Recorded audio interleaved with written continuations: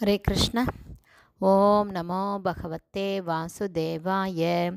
நாராயணம் நமஸ்கிருத்யம் நரம் சைவ நரோத்தமம் தேவீம் சரஸ்வதீம் யாசம் ததோ ஜெயம் உதீரயேத். நஷ்டப்ராயேஷு அபத்ரேஷு நித்யம் பாகவத சேவையாம் பகவதி உத்தமஸ்லோகே பக்திர்பவதி நைஷ்டகி. முகம் கரோதி வாச்சாலம் பங்கும் லங்காய தேகிரிம் யத்கிருபா தமகம் வந்தே ஸ்ரீகுரும் தீனதாரிணம் பரமானந்த மாதவம் ஸ்ரீ சைத்தன்ய ஈஸ்வரம். ஹரே கிருஷ்ணா. ஸ்ரீமத் பாகவதம் ஸ்கந்தம் 7 அத்தியாயம் 9. பிரகலாதர் பகவான் நரசிம்மரை சாந்தப்படுத்துதல் என்னும் தலைப்பில் பதம் 21. மாயா மனக ஸ்ருஜதி கர்மமயம் பலிய காலேன சோதித குண அனுமதேன பும்சக சந்தோமயம் யத் அஜார்பித சோடசாரம் சம்சார சக்கரம் அஜகோ அதிதரேத்வத் அந்யக. டிரான்ஸ்லேஷன். நித்திய புருஷராகிய பகவானே தங்களுடைய பூரண அம்சத்தை விரிவடைய செய்வதன் மூலம் காலத்தால் கிளர்ச்சியடையும் தங்களுடைய புறசக்தியின் வாயிலாக ஜீவராசியின் சூட்ச்ம சரீரங்களை தாங்கள் படைக்கிறீர்கள். இவ்விதமாக மனமானது பலவகைப்பட்ட எண்ணிலடங்காத ஆசைகளில் ஜீவராசியை சிக்க வைக்கிறது. எண்ணிலடங்காத இந்த ஆசைகள் வேத கர்ம காண்டத்திலுள்ள வழிமுறைகளாலும் 16 பௌதீக மூலப்பொருட்களாலும் நிறைவேற்றப்பட வேண்டியவை ஆகும். தங்களுடைய தாமரை பாதங்களில் சரணடைந்தாலன்றி யாரால் இந்த சிக்கலிலிருந்து விடுபட முடியும்? பர்பட் பை ஷில பிரபாத். ஜெய் ஷில பிரபாத். ஹரே கிருஷ்ணா. இதோட எக்ஸ்பிளனேஷன் போன ஆடியோவில் பாதி பார்த்துருக்கோம். பேலன்ஸ் இப்போ பார்க்கலாம்.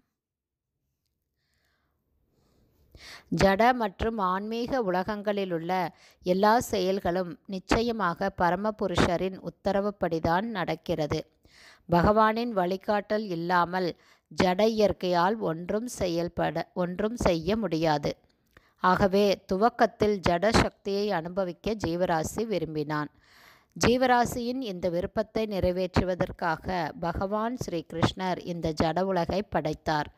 பிறகு மனதின் மூலமாக வெவ்வேறு எண்ணங்களையும் திட்டங்களையும் இட்டுக்கட்டுவதற்கான வசதியையும் அவர் ஜீவராசிக்கு அளித்தார்.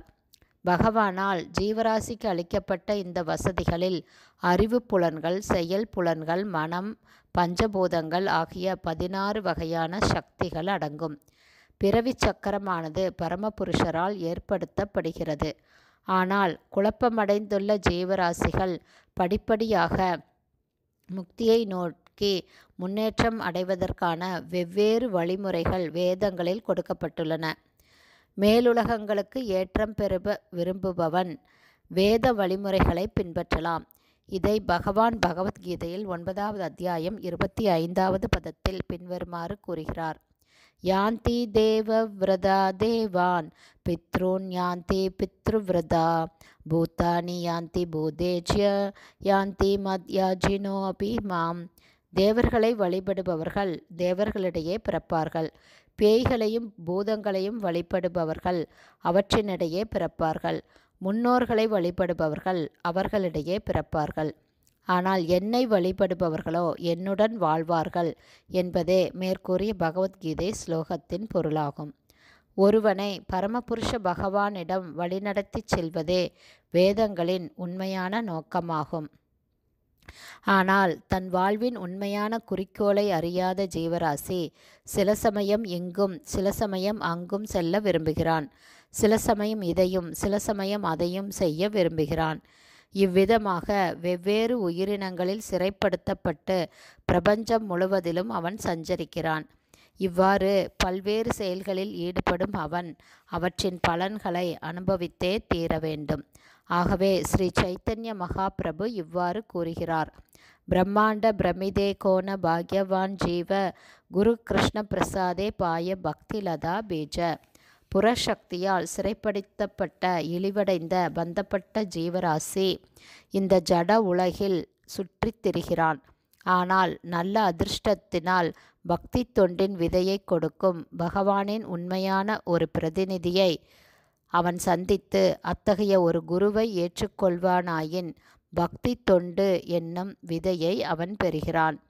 அவன் சரியான கிருஷ்ண உணர்வை பண்படுத்துவானாயின் பிறகு அவன் படிப்படியாக ஆன்மீக உலகிற்கு உயர்த்தப்படுவான். இதுவே அந்த ஸ்லோகத்தின் பொருள். முடிவு என்னவென்றால், ஒருவன் பக்தியோக கொள்கைகளிடம் சரணடைய வேண்டும். இதனால் அவன் படிப்படியாக முக்தி நிலையை அடைவான். பௌதீக போராட்டத்திலிருந்து விடுபடுவதற்கு வேறெந்த மார்க்கமும் சாத்தியமே இல்லை. ஹரே கிருஷ்ணா. ஸ்ரீமத் பாகவதம் ஸ்கந்தம் 7 அத்தியாயம் 9 பிரகலாதர் பகவான் நரசிம்மரை சாந்தப்படுத்துதல் என்னும் தலைப்பில் பதம் 21 ஸ்ரீல பக்திவேதாந்த சுவாமி பிரபுபாதாவின் விளக்க உரை இத்துடன் நிறைவடைந்தது. ஹரே கிருஷ்ணா. ஸ்ரீல குருதேவ்க்கு ஜெய். ஸ்ரீல பிரபுபாதுக்கு ஜெய். ஹரே போல்.